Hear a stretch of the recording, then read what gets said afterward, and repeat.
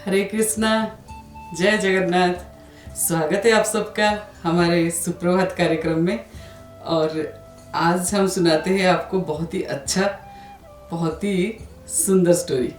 तो उसमें क्या हुआ कि एक राजा थे जिनको किसी ने एक ब्याज का बच्चा, बाज का जो बच्चा होता है ना, उसका एक जोड़ी उनको गिफ्ट दिए, मतलब उपहार दिए। तो वो बच्चे जो है बहुत ही छोटे छोटे से चूजे से थे और राजा को बड़ा क्यूट लगा, अच्छा लगा। तो वो उसको ले गए और राजा उसको लेके बोले कि इसकी अच्छे से देखभाल करो, ये बहुत सुंदर दिख रहे हैं मुझे। तो एक व्यक्ति को नियुक्त करा गया जो थोड़ा अनुभवी था और वो अनुभवी व्यक्ति ने उसके परवरिश किए। वो दोनों ब्याज के बच्चे जो है थोड़ा थोड़ा बड़े होने लगे, फिर थोड़े दिन बाद थोड़े बड़े हो गए। तो एक दिन राजा ने बोला कि मुझे देखना है कैसे बच्चे कैसे हैं। जाके देखे तो बच्चे जो है थोड़ा बड़े हो गए थे और बड़े सुंदर लग रहे थे। तो राजा ने कहा कि मुझे ना इनकी उड़ना देखना है, क्योंकि ये बाज है और ये बहुत ही ऊंची उड़ान भरते हैं, तो मुझे उड़ना देखना है। तो वो जो व्यक्ति उनका देखभाल कर रहे थे उन्होंने इशारा किया और वो ब्याज उड़ने लगे और वो उड़ के ऊपर उड़ने लगे बहुत ऊंचे में। और दोनों ही उड़ रहे थे, एकदम से उसमें से एक आया और जिस डाल से वो उड़ के गया था वापस उसी डाल में बैठ गया। फिर इशारे किए जो उनका देखभाल करते हैं वो, तो फिर वो उड़ने के लिए गया और ऊपर तक उड़ा, फिर वापस आके बैठ गया। तो क्या हुआ कि तो बार बार जो है एक ब्याज का बच्चा आके अपनी डाल पे बैठ जाता था। राजा ने कहा ये क्या है हुआ है, ये तो ऊंची उड़ान उड़ तो रहा है लेकिन वापस आके बैठ जाता है। तो थोड़ी देर उड़ना तो चाहिए, ब्याज तो काफ़ी देर तक उड़ते हैं और पहला वाला भी उड़ रहा है, लेकिन ये दूसरा वाला क्यों आके बैठ जाता है। तो जो उनका देखभाल कर रहे थे वो बोले कि महाराज ये जो दूसरा वाला है ना, ये शुरू से ही इसका ये समस्या रहा है, ये थोड़ी देर उड़ के फिर आके बैठ जाता है।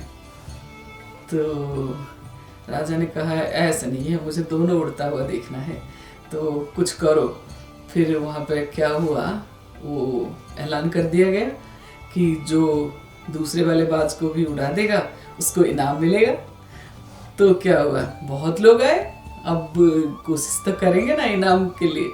तो बहुत लोग आए लेकिन कोई भी ना ऐसे कुछ खास कर नहीं पाया कि वो ब्याज को उड़ा दे, तो बहुत देर तक उड़ा दे। वो थोड़ा सा उड़ के आके अपनी डाल पे बैठ जाता है। तो क्या हुआ, एक 2-4 दिन 10 दिन तक लोग कोशिश करते रहे। तो एक दिन क्या हुआ, वो ब्याज जो है, दोनों ब्याज काफ़ी देर तक ऊंची उड़ान भर रहे थे। तो राजा ने देखा और आश्चर्य हो गए, बोले अरे ये कैसे हुआ चमत्कार, ये तो आश्चर्य की बात है, ये तो बिल्कुल उड़ नहीं रहा था, अब तो काफ़ी देर से उड़ान भर रहा है, ये किसने किया। तो वहाँ पे एक किसान था और उसको पूछे तुमने क्या किया, ये ब्याज उड़ रहा है अभी बढ़िया से।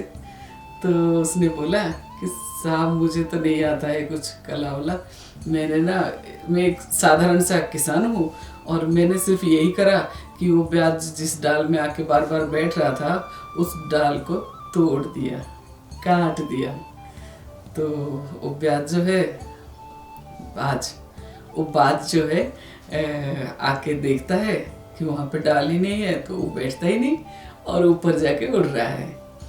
इसी तरह हमारे अंदर भी ऊंची उड़ान भरने की क्षमता है, हर एक के अंदर है ऊंची उड़ान भरने की क्षमता, लेकिन हम लोग नहीं उड़ते हैं। क्यों? क्योंकि हम में से ज़्यादातर को आदत पड़ी हुई है, और जो चुपचाप बैठने की आदत पड़ जाए ना, तो बस चुपचाप बैठने की क्या, इंद्रिय भोग की आदत की वजह से हम लोग ऊंची उड़ान नहीं उड़ पा रहे हैं। और जब हमें ऊंचे रस की टेस्ट पता होगा, ऊंचे रस का समझ आएगा, तब हम क्या करेंगे कि ये जो विषय को छोड़ के, ये जो इंद्रियों की तृप्ति को छोड़ के हम भगवान की तरफ मुड़ सकते हैं। देखिए, ध्यान का पंख जो है ना, वो हमारे पास है, ये हमारा विस्मृत हो चुका है, भूल चुके हैं हम कि हमारे पास ध्यान का पंख है। और उसी ध्यान की पंख से हम भगवान तक पहुंच सकते हैं, उड़ान भर सकते हैं। लेकिन विषयों के चक्कर में, विषयों को भोगने के चक्कर में हम जो है डाल पे बैठे हुए हैं।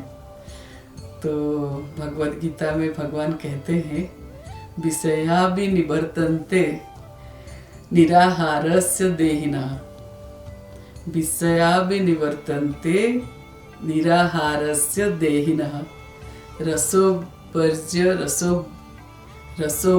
रसोप्यस्य परम दृष्टा निवर्तन्ते, रसोवर्ज्य रसोप्यस्य परम दृष्टा निवर्तन्ते।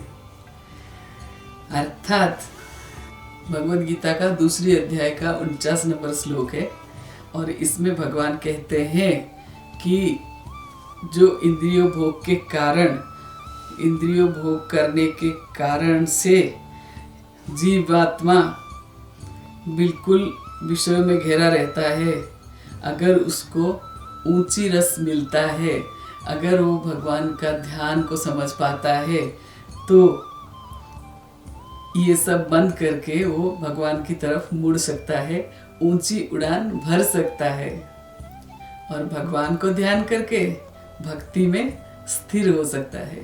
देखिए, भक्ति जो है ना, अनमोल है, और अगर भगवान की तरफ हमारी भाव आ जाए, अगर भगवान को हम समझने लगे, तो और क्या बात है।